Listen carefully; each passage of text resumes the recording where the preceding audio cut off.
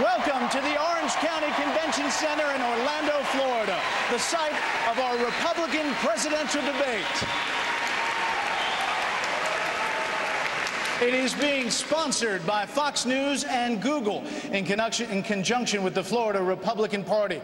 Besides watching us on Fox News Channel, we are being streamed on youtube.com/Fox News and heard on Fox News Radio. Now, let's meet the candidates. Texas Governor Rick Perry. Former Massachusetts Governor Mitt Romney. Congressman Ron Paul.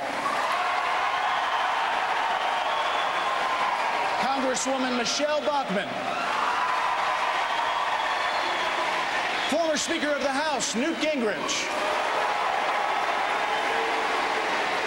Businessman Herman Cain. Former Senator Rick Santorum. Former Utah Governor John Huntsman. And former New Mexico Governor Gary Johnson. Joining me at the big desk tonight, my Fox News colleagues Megyn Kelly and Chris Wallace. With our partner Google, we have some new features we'd like to quickly tell you about. Throughout the night, we'll be playing some questions from viewers who posted their video and text questions on YouTube. We will also be polling viewers on key issues while the debate is underway, and we'll have updates from our own Shannon Breen. Our rules are similar to previous Fox debates: 1 minute for answers, 30 seconds for follow-ups, and after an outpouring of emails from dog owners who said the last bell sounded like their doorbell, we have a new sound for the candidates if they run too long. Thank you to Google for that sound. We hope after a string of debates we don't have to use that too much. Now, we received thousands and thousands of questions from around the world on different topics. Each one of these pins on the map is another question, from health care and immigration to foreign policy and social issues. But the highest percentage of questions dealt with jobs, the economy, debt, and government spending. And that was even before today's major market slide. What makes this debate unique is that not only did you submit the questions, you voted on them, letting everyone know which questions you think the candidates should be asked tonight. We received questions from all 50 states, but our first question comes from Dave Maldo, right here in Orlando, Florida. As a small business owner, one of the big obstacles I have in growing my business in today's economy is having the confidence and incentive to go out and hire new employees. I'm wondering what each one of our candidates would propose to do as president to help incent small businesses like mine to hire new employees and to confidently grow our business in this troublesome economic environment. Governor Perry, I'll put that question to you. Yes, sir. Well, Rick Scott's sitting right over there, and he and I compete every day with trying to get jobs into our states. And what we've done in the state of Texas over the course of the last decade is to lower that tax burden on the small businessmen and women, have a regulatory climate that is fair and predictable, and a sweeping tort reform that we passed in 2003 that told the personal injury trial lawyers, don't come to Texas because you're not going to be suing our doctors frivolously.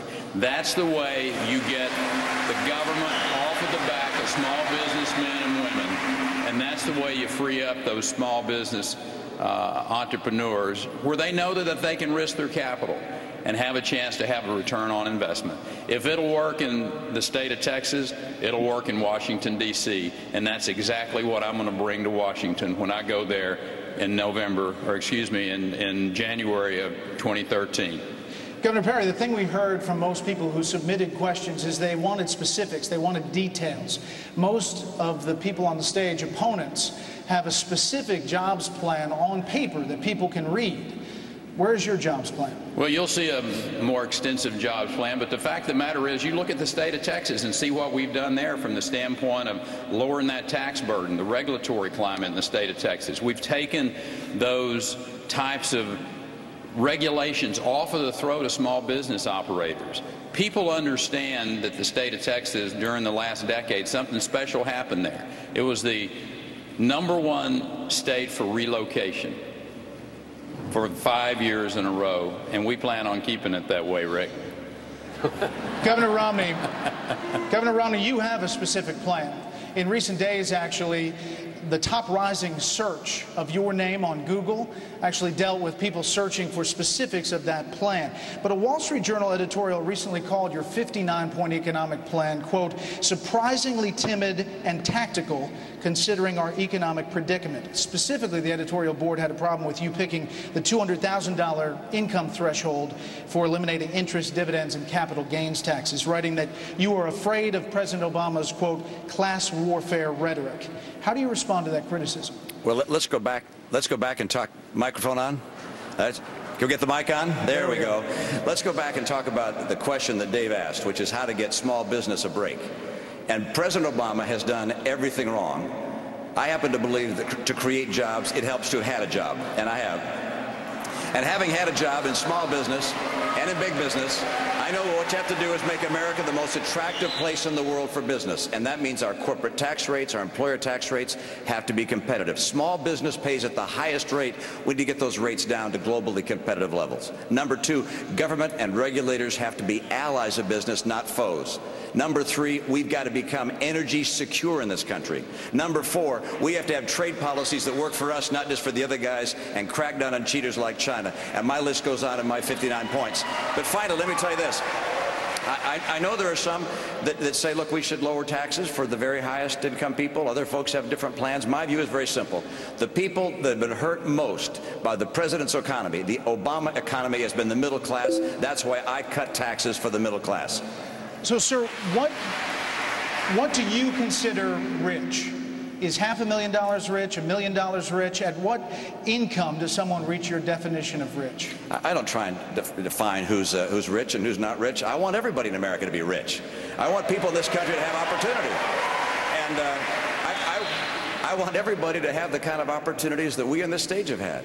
I want people in America to recognize that the future will be brighter for their kids than it was for them. I know that the President's party wants to try and take from some people and give to the others. That isn't the way to lift America. The way to lift America is to give people opportunity and to let them enjoy the freedoms that have made us the envy of the world. Governor, thank you very much. Occasionally through the debate, we will ask the same questions we ask the candidates to you at home. The first one, what is your definition of rich? You can vote on that answer at youtube.com/Fox News. We'll bring some of those results throughout the show with Shannon Bream. Now to my colleague, Megyn Kelly. Thanks, Brett. Congresswoman Bachmann, after the last debate, a young member of the California Tea Party said he didn't feel that he had had his question fully answered. And it's a question that received the most votes on Google and YouTube on the list as well. The answer to his question is a number. And the question was, quote, out of every dollar I earn, how much do you think that I deserve to keep? And after the debate, I talked to that young man and I said, I wish I could have answered that question because I want to tell you what my answer is. I think you earned every dollar. You should get to keep every dollar that you earn. That's your money. That's not the government's money. That's the whole point. Barack Obama seems to think that when we earn money, it belongs to him. And we're lucky just to keep a little bit of it. I don't think that at all. I think when people make money, it's their money. Obviously, we have to give money back to the government so that we can run the government, but we have to have a completely different mindset, and that mindset is the American people are the genius of this economy. It certainly isn't government that's the genius, and that's the two views. President Obama has embraced a view of government-directed temporary fixes and gimmicks. They don't work. He's destroyed the economy. What does work is private solutions that are permanent in the private sector. That gives certainty. That will grow our economy. Senator Santorum, next question is for you. As this map from Google depicts, 22 states in the U.S. are right-to-work states. In the other 28, if a business is a union shop, you have to join the union if you want to work there.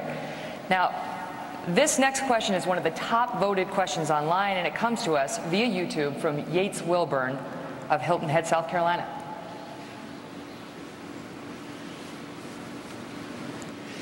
With unemployment numbers remaining above 9%, union issues such as the National Labor Relations Board lawsuit against Boeing and several union battles in state legislatures across the country have become incredibly relevant to the national discussion. For all the candidates, would you support some form of a federal right-to-work law allowing all workers to choose whether or not to join a union? That's for you, Senator Santorum. I think the most important area that we have to focus in on when it comes to unions is public employee unions. That's the area of unionization that's growing the fastest, and it's costing us the most money. We've seen these battles on the state level where unions have really bankrupted states, from pension plans to here in the federal level, for example, 30 to 40% union employees make above their private sector equivalents. I do not believe that state, federal, or local workers, unions, should be involved in unions. And I would actually support a bill that says that we should not have public employee unions for the purposes of wages and benefits to be negotiated.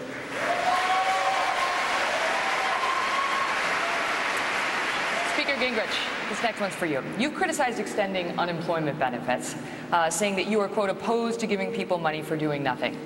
Benefits have already been extended to 99 weeks, and they are set to expire soon. If you were president today, would you extend unemployment benefits? And if not, how do you justify that to the millions of unemployed Americans who are looking in earnest and whose families are depending on those checks? Well, what I've said is that I think unemployment compensation should be tied directly to a training program.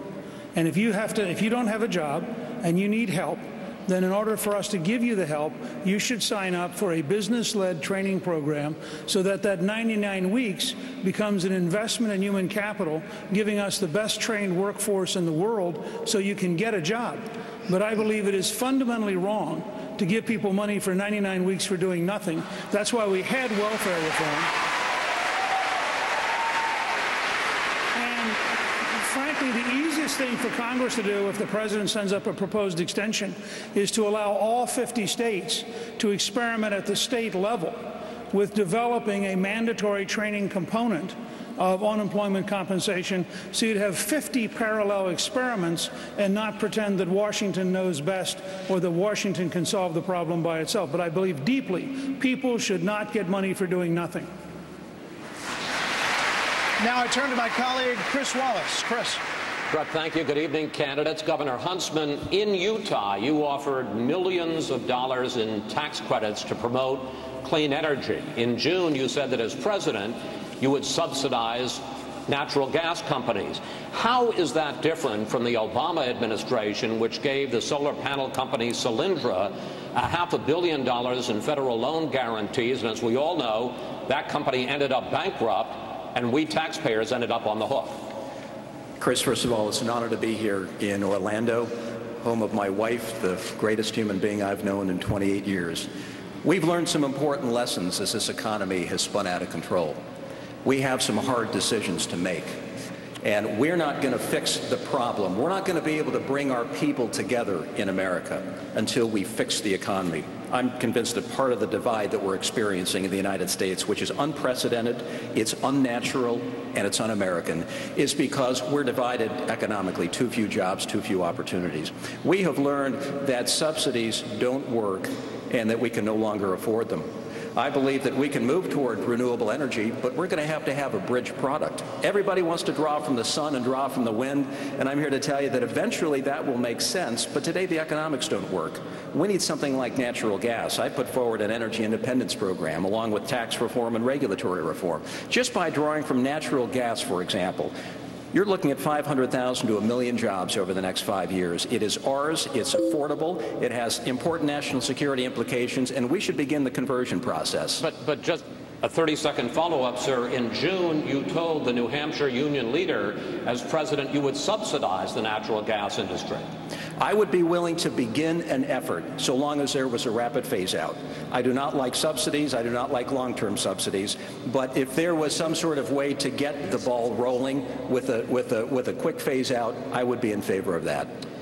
Mr. Cain, I want to follow up on your 999 plan for economic growth. That's a 9%.